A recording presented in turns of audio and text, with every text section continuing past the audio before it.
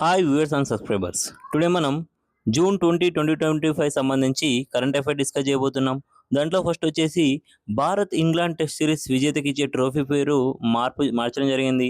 అయితే ఇక నుంచి భారత్ ఇంగ్లాండ్ టెస్ట్ సిరీస్ విజేతకి ఇచ్చే పేరును అండర్సన్ టెండూల్కర్ ట్రోఫీగా పిలవనున్నారు.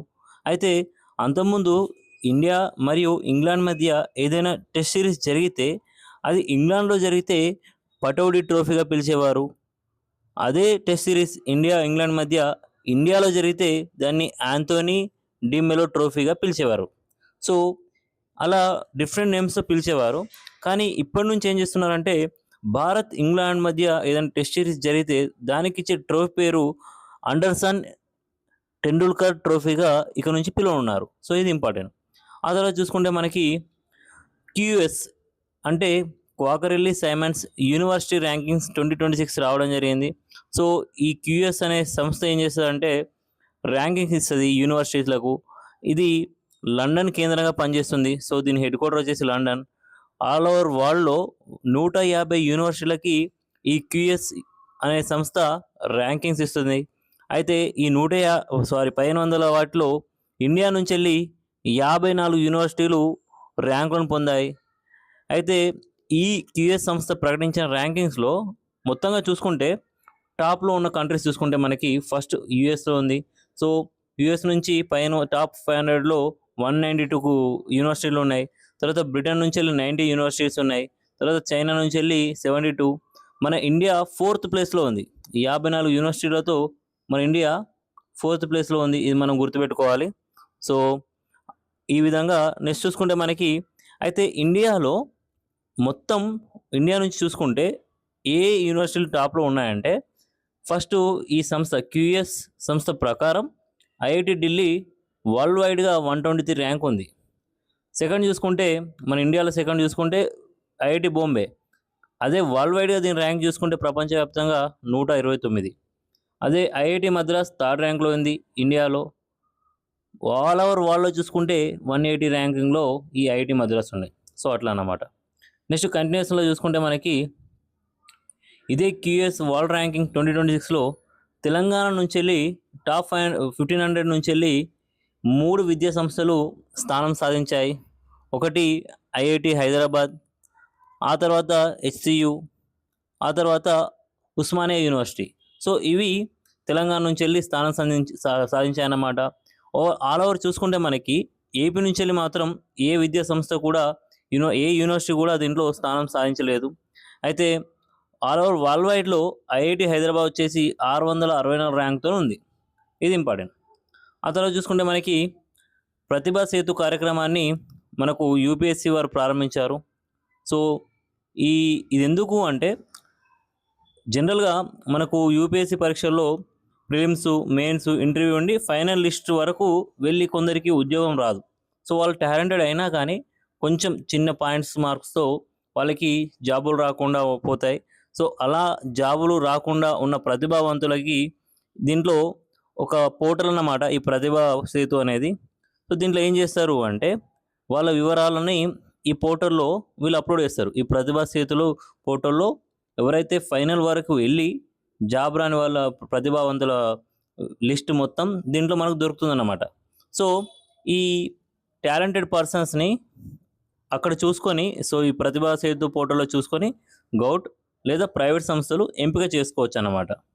ఓకే, అయితే ఎవరెవరు చేసుకోవచ్చు అంటే దీంట్లో ఎవరెవరు ఉంటారు ఈ ప్రతిభా సేతు పోర్టల్లో అక్కడ వరకు వెళ్ళి అంటే ఫైనల్ లిస్ట్ వరకు వెళ్ళిన వాళ్ళు ఎవరెవరు ఉంటారంటే సివిల్స్ వాళ్ళు, Indian forest service, central police force, engineering services, Indian economic service, అలాంటి పరీక్షలను ఈ పథకంలో చేర్చారు. సో ఈ పరీక్షలలో టాప్ వరకు వెళ్ళి తుది స్థానం అంటే ఫైనల్ లిస్ట్లో జాబ్ రాని వాళ్ళకు ఈ ప్రతిభా సేతులో వాళ్ళ డీటెయిల్స్ ఉంటాయి. సో ప్రైవేట్ వాళ్ళు కానీ అదే గౌట్ సంస్థలు కానీ వీరిని ఏదైనా రూల్స్తో వీళ్ళని ఎంపిక చేసుకోవచ్చు. అయితే సేమ్ ఇదే కార్యక్రమాన్ని గతంలో పబ్లిక్ డిస్క్లోజర్ స్కీమ్గా పిలిచేవారు అన్నమాట. సో గతంలో దీన్ని ఏమని పిలిచేవారంటే పబ్లిక్ డిస్క్లోజర్ స్కీమ్గా పిలిచేవారు. ఇప్పుడు మాత్రం ప్రతిభా సేతుగా పిలుస్తున్నారు. నెక్స్ట్ చూసుకుంటే మనకి సో భారతీయ రచయిత్రి శాలిని ఈమెకు తొలి ఐజీఎఫ్ ఆర్చర్ అమిష్ అవార్డు వచ్చింది. అయితే ఈ అవార్డుని ఈ శాలిని గారికి, డాక్టర్ శాలిని మారిక్ గారికి ఎవరు ప్రదానం చేశారంటే బ్రిటన్ సాంస్కృతిక మంత్రి లిసా నార్డీ చేతుల మీదుగా ఈమె ఈ అవార్డు అందుకున్నారు. ఏ నవలకి అందుకున్నారు అని చూస్తే మనకి ద వే హోమ్. సో ఈ నవలకు గాను డాక్టర్ శాలిని మలిక్ గారికి ఈ అవార్డు లభించింది. అయితే ఈ అవార్డు ఎలా నెలకొల్పారంటే ప్రముఖ రచయితలైన లార్డ్ జెఫ్రీ ఆర్చర్ మరియు మన ఇండియాకి చెందిన అమీష్ త్రిపాఠి, సో వీరిద్దరి పేరు మీద ఈ అవార్డుని నెలకొల్పారన్నమాట. సో ఏం అవార్డు ఇది? IGF Archer Amish award. So first time అన్నమాట ఈసారి ఇవ్వడం. ఈ శాలిని మలిక్ గారికి వచ్చింది. ద వే హోమ్ బుక్ వచ్చింది. అయితే ఓవరాల్గా ఈ అవార్డు పొందిన వారికి ఎంత ఇస్తారంటే $21.70 lakhs ఇస్తారు. సో డాలర్స్లో చూసుకుంటే $25,000 అన్నమాట. నెక్స్ట్ చూసుకుంటే ఈరోజు జూన్ 20 రోజు వరల్డ్ రిఫ్యూజీ డే, అంటే ప్రపంచ శరణార్థుల దినోత్సవం. అంటే శరణార్థులు ఎవరు అంటే హింస కానీ, ఉగ్రవాదం కానీ, వేధింపులు కానీ ఇలాంటి కారణాల వల్ల స్వదేశాన్ని, వాళ్ళ సొంత దేశాన్ని విడిచి రక్షణ కోసం ఇతర ప్రాంతాలకి తరలిపోయే వారిని శరణార్థులు అంటారన్నమాట. సో ఇది ఇంపార్టెంట్. నెక్స్ట్ చూసుకుంటే మనకి ఈ జూన్ 20ని ప్రపంచ శరణార్థుల దినోత్సవంగా జరుపుకోవాలని మనకు 2021లో యుఎన్ఓ తీర్మానించింది. సో అప్పుడు తీర్మానించింది, ఆ తర్వాత నుంచి మనం జరుపుకుంటున్నాం. ఈ year world refugee day theme వచ్చేసి సోలిడారిటీ విత్ రిఫ్యూజీస్. సో ఇది ఈ ఇయర్ థీమ్ అన్నమాట. నెక్స్ట్ చూసుకుంటే మనకి gender budgeting knowledge hub portal. So gender budgeting knowledge hub portal, దీన్ని వచ్చేసి కేంద్ర మహిళా శిశు అభివృద్ధి మంత్రిత్వ శాఖ చెందిన ఈ మంత్రి గారు అన్నపూర్ణదేవి గారు దీన్ని ప్రారంభించారు.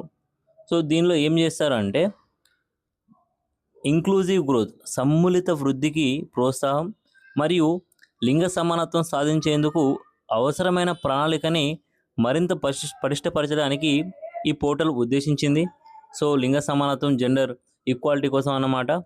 అయితే మనం చూసుకుంటే 2005-6లో నుంచి వెళ్ళి జెండర్ బడ్జెటింగ్ అనేది ప్రవేశపెట్టారు. సో నెక్స్ట్ చూసుకుంటే మనకి ప్రపంచంలోనే మొదటి 3D ప్రింటెడ్ రైల్వే స్టేషన్ని నిర్మించిన జపాన్. సో జపాన్ ఎప్పుడు టెక్నాలజీ పరంగా ముందుంటుంది. సో అదేవిధంగా ఈసారి ఫస్ట్ 3D ప్రింటెడ్ రైల్వే స్టేషన్ని ఇది నిర్మించింది. అయితే మనం చూసుకుంటే west Japan railway company, so ఈ కంపెనీ వారు ఈ 3D ప్రింటెడ్ రైల్వే స్టేషన్ నిర్మించారు. కేవలం 6 గంటల్లోనే వీరు దీన్ని నిర్మించడం జరిగింది. నెక్స్ట్ చూసుకుంటే మనకి కుల్దాబాద్ పట్టణ పేరు మార్చిన మహారాష్ట్ర ప్రభుత్వం. అయితే కుల్దాబాద్కి ఓల్డ్ నేమ్ వచ్చేసి రత్నాపూర్. సో ఇది ఓల్డ్ నేమ్. ఇప్పుడు అదే పేరుని నామకరణం చేయడం జరిగింది. అయితే ఇక్కడ ప్రజెంట్ ఔరంగజేబ్ సమాధి మరియు అతని కుమారుడైన అజంషా సమాధి ఉంటుంది. అలాగే హైదరాబాద్ రాజ్య స్థాపకుడు అయిన మీర్ కమ్రుద్దీన్, ఇతన్నే చిన్ కిలిచ్ ఖాన్ అంటారు చూడండి. సో ఆయన సమాధి కూడా ఈ కుల్దాబాద్లో ఉంది. సో ప్రజెంట్ ఈ కుల్దాబాద్ నేమ్ని మహారాష్ట్ర ప్రభుత్వం రత్నాపూర్గా మార్చింది. Thank you. నా ఎక్స్ప్లెనేషన్ నచ్చినట్లయితే లైక్ చేయగలరు, సబ్స్క్రైబ్ చేసుకోగలరు.